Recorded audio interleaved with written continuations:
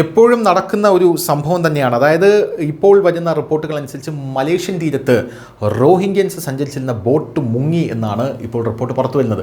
യഥാർത്ഥത്തിൽ ഈ റോഹിംഗ്യൻസ് സഞ്ചരിക്കുന്ന ബോട്ട് മുങ്ങി എന്ന് നമ്മൾ കേൾക്കുമ്പോൾ നമ്മളെല്ലാം പരിതപിക്കാറുണ്ട്. പക്ഷേ ഇത് യഥാർത്ഥത്തിൽ മുങ്ങിയതാണോ അതോ മുക്കിയതാണോ എന്നുള്ളൊരു ചോദ്യമാണ് ലോകരാജ്യങ്ങളിൽ പല ഇസ്ലാമിക രാജ്യങ്ങൾ ചോദിക്കുന്നത്. അതിലൊരു കഴമ്പുണ്ട്. കാരണം ഈ റോഹിംഗ്യൻ മുസ്ലിംസ് പല രാജ്യങ്ങളിലേക്കും നുഴഞ്ഞു കയറാനായി കപ്പൽ മാർഗ്ഗമോ അല്ലെങ്കിൽ ബോട്ട് മാർഗ്ഗമോ ഒക്കെ വരുന്ന ടീമുകളാണ്.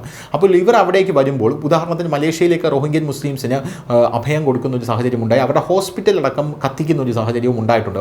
അപ്പോൾ മലേഷ്യയിലേക്ക് റോഹിംഗ്യൻ മുസ്ലിംസ് വരുമ്പോൾ നിരന്തരം അവിടെ ബോട്ട് ഇങ്ങനെ മുങ്ങിക്കൊണ്ടിരിക്കുകയാണ്. പോരാത്തതിന് നമുക്കറിയാം, യൂറോപ്പിലേക്ക് റോഹിംഗ്യൻ മുസ്ലിംസ് കടക്കാൻ ശ്രമിക്കുമ്പോൾ, ലിബിയയിൽ നിന്ന് കടക്കാൻ ശ്രമിക്കുമ്പോൾ അവിടെയും ബോട്ട് മുങ്ങുന്നുണ്ട്.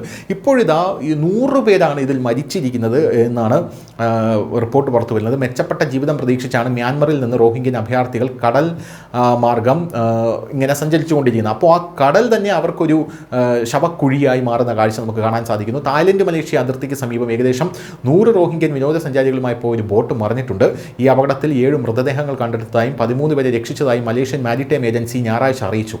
ബോട്ടിലുണ്ടായിരുന്ന മറ്റ് 80-ലധികം പേരെ ഇപ്പോഴും കാണാനില്ല എന്നുള്ളതാണ് റിപ്പോർട്ട്.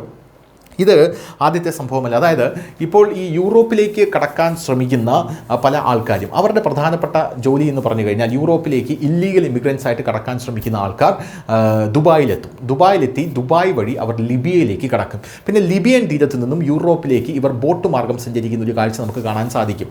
ലിബിയൻ തീരത്ത് നിന്നും യൂറോപ്പിലേക്ക് സഞ്ചരിക്കുമ്പോൾ അവിടെ നിന്ന് യൂറോപ്പിലേക്ക് പോകാൻ എളുപ്പമാണ്. ഈ ബോട്ടിലിരുന്ന് മഴയും വെയിലും മഞ്ഞും എല്ലാം കൊണ്ട് ആ ഒരു കാലാവസ്ഥയിൽ, ആ കാലാവസ്ഥ എത്ര പ്രക്ഷുബ്ധമായിരുന്നാലും ഇവർ സഞ്ചരിച്ച് പോകുമെന്നുള്ളതാണ്. ഭാഗ്യമുണ്ടെങ്കിൽ യൂറോപ്പിൽ എത്തും. യൂറോപ്പിൽ എത്തിക്കഴിഞ്ഞാൽ യൂറോപ്പിൻ്റെ പിടിയിലകപ്പെടാതെ, അതായത് അവിടെയുള്ള സംവിധാനങ്ങളുടെ പോലീസ് പോലുള്ള സംവിധാനങ്ങളുടെ പിടിയിലകപ്പെടാതെ അകത്തേക്ക് കടക്കണം. അതൊരു ടാസ്ക്കാണ്. അവിടെയും പിടിക്കപ്പെട്ടില്ലെങ്കിലാണ് ഇവരെല്ലാം അകത്തേക്ക് കയറുന്നത്. അങ്ങനെ അകത്തേക്ക് കയറി അവർ പോകുന്നു. വലിയ വലിയ അൺനോൺ ടെറൈൻസിലൂടെയാണ് ഇവർ സഞ്ചരിക്കുന്നത്. അപ്പോൾ അങ്ങനെ സഞ്ചരിക്കുമ്പോൾ ലിബിയയിൽ പലപ്പോഴും ബോട്ട് മുങ്ങാറുണ്ട്. അത് അവിടെയുള്ള ഈ കാലാവസ്ഥ, ഈ കടലിലുണ്ടാകുന്ന പ്രക്ഷുബ്ധത, ഇതെല്ലാം കൊണ്ടാണ് ഇങ്ങനെ മുങ്ങാറുള്ളത്.